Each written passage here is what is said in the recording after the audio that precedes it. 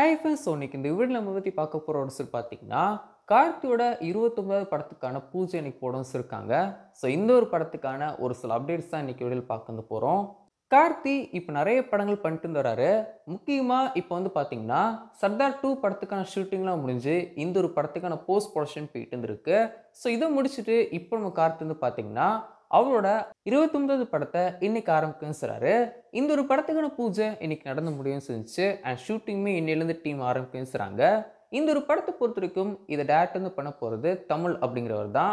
இவரை நம்ம நிறைய படத்தில் ஆக்டராகவும் பார்க்கணும் இருப்போம். அண்ட் இவர் வந்து படமும் எடுக்கணும் இருக்காரு. இந்த ஒரு படத்தை பொறுத்த வரைக்கும் ஒரு பீரியடிக் ஃபிலிம் தான். ஒரு பீரியடிக் ஃபிலிமாக தான் இந்த ஒரு படம் இருக்க வந்து போகுது. அட் த சேம் டைம் இந்த ஒரு படத்துக்கு சீக்வலும் இருக்கவும் செய்யுது.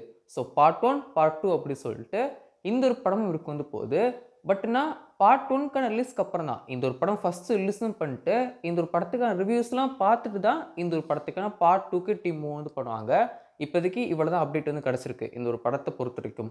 அண்ட் நடிக்க போகிறது யாரெல்லாம் அப்படின்னு சொல்லி பார்க்கும்போது சத்யராஜ், கல்யாணி பிரியதர்ஷினி, அது மட்டும் இல்லாமல் நிவின் பாலியுமே இந்த ஒரு படத்தில் நடிக்கிறாரு அப்படின்னு சொல்லிட்டு அப்டேட் கிடைக்கணும் இருக்கு. படத்துக்கான டைட்டில் என்ன அப்படின்னு சொல்லி பார்த்தீங்கன்னா மார்ஷல் அப்படி சொல்லிட்டு வைக்கணும் இருக்காங்க. ஸோ படத்துக்கான டைட்டில் போஸ்ட்டுமே டீம் ப்ரொடியூஸும் பண்ணிட்டாங்க. கார்த்திஸோட ஃபேஸ் வந்து காமிக்கலாம், மற்றபடி போஸ்டரில் டைட்டில் ரிவீல் வந்து பண்ணிட்டாங்க.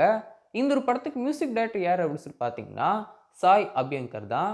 அவர் இப்போ வந்து பார்த்தீங்கன்னா எல்லா படத்துக்கும் இப்போ எந்த ஒரு புது படத்தை எடுத்தாலுமே அவரோட நேம் தான் இருக்கவும் செய்யுது. மியூசிக் டைரக்டர் நேமில் அவரோட பேர் தான் இருக்கவும் செய்யுது. அண்ட் இந்த ஒரு படத்துக்கு ப்ரொடியூசர் யார் அப்படின்னு சொல்லி பார்த்தீங்கன்னா கார்த்தியோட சொந்தக்காரரான ட்ரீம் வாரியர்ஸ் தான் இந்த ஒரு படத்தை ப்ரொடியூஸ் பண்ணுறாங்க.